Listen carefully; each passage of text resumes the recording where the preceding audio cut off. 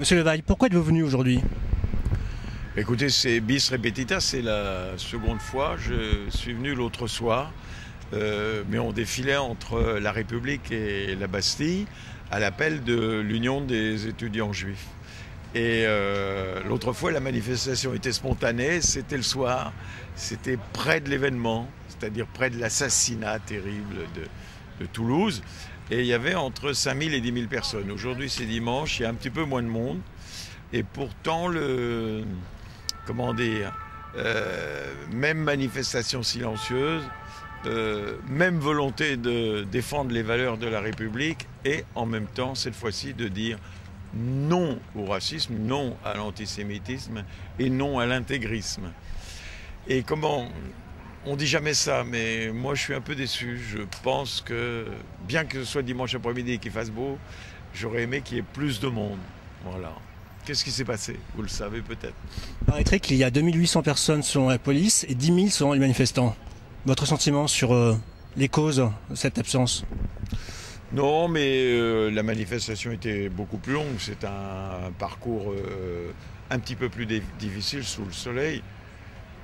En tout cas, je crois qu'au fond, il n'est pas nécessaire de compter. Mieux vaut dire, voilà, il y a des gens qui ont bougé silencieusement pour dire non. Et au fond, c'est tout ce qu'il y a à dire. Non. On est ici en France et non à l'intégrisme, non au terrorisme, non à l'assassinat des Juifs par un type dont on dit qu'il est fou. Oui, il est fou, mais il n'est pas que fou, quoi. Moi, j'aimerais mieux qu'on dise c'est un représentant du fanatisme antisémite. Voilà. Il faut le dénoncer. Le fait qu'il ait tué des musulmans, puis des juifs, est-ce que ça vous interpelle? Oui, c'est bien. C'est bien. Moi, j'aurais voulu qu'ils soient plus nombreux les uns et les autres. Parce qu'ils sont menacés aussi, les musulmans. Voilà, c'est vrai. Est-ce qu'on n'a pas peur d'une récupération politique en ce moment ou d'une instrumentalisation de cette peur vers des courants extrêmes, vers des courants droitiers, vers le racisme? Concrètement, est-ce qu'on n'a pas peur d'une psychose islamophobe, pour être précis? Alors écoutez, peu importe. Les gens qui font leur marché dans des manifestations de sincérité, j'ai envie de dire tant pis pour eux. Vous croyez qu'ils y trouvent avantage?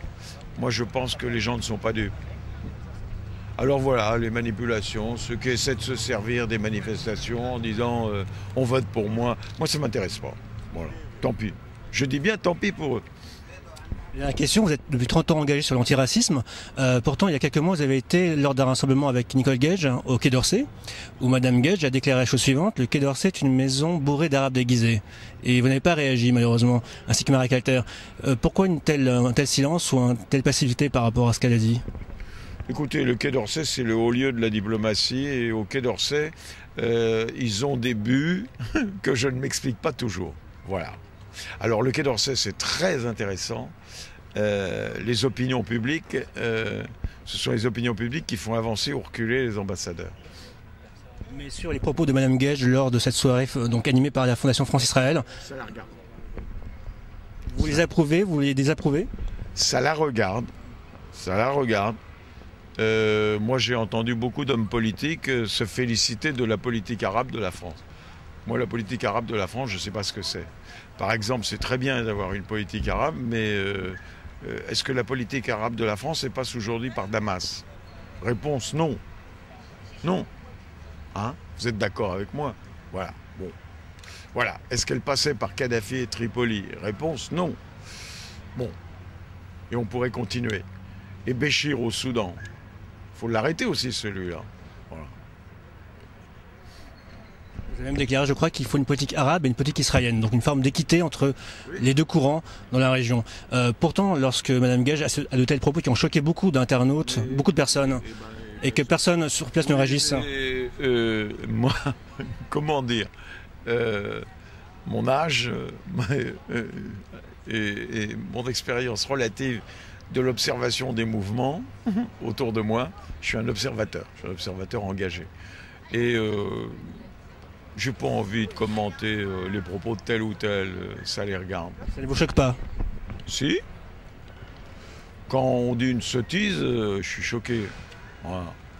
Moi, j'ai entendu à la télévision sur LCI quelqu'un dire que Mohamed Merah était devenu un martyr. Non.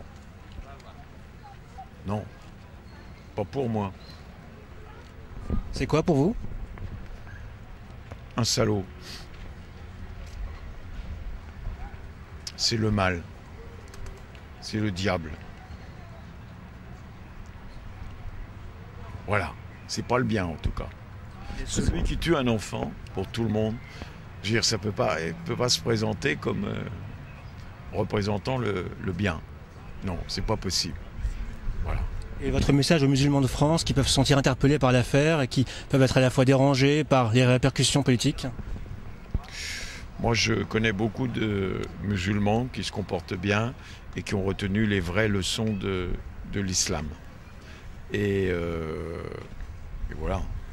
Et ceux-là, je dois dire que les salafistes leur font du mal. Et ils auraient intérêt à les tenir à l'écart. De la même façon, pour moi, mais ça me regarde aussi, faut qu'on se méfie tous des intégrismes. Et il y a un intégrisme chrétien, il y a un intégrisme juif, etc.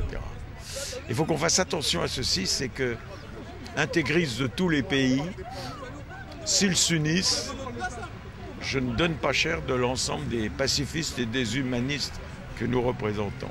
Vous dénoncez aussi l'intégrisme juif en France? Oui, c'est grave. Et c'est grave. Tout Français qui dénonce le bon Français musulman, en considérant qu'il est cousin, frère ou allié aux salauds et aux assassins, d'abord je le plains de croire ça, mais je plains davantage ceux qui sont présentés de cette manière. Voilà. Comment réconcilier les juifs et les musulmans qui pourraient tomber dans le malentendu du clash des civilisations, des communautés qui en ce moment croient? Ça va être long, mais ils y arriveront. Un jour, il y aura un État palestinien. Moi, je l'attends, j'espère le voir. Mais ce n'est pas le seul problème. Ce n'est pas la seule question. Il faut apprendre à voisiner. Voilà. Là, on est là tous les deux, on pourrait boire un verre. On voisine, on respire le même air. Voilà. Et il y a eu bien longtemps sur cette terre, les juifs et les musulmans ont vécu en paix et bien. Ils mêlaient leurs enfants. Alors ils ne s'épousaient pas. Vous avez l'air pessimiste ou amer sur l'état actuel des choses? Non, non, pas du tout. Pas du tout.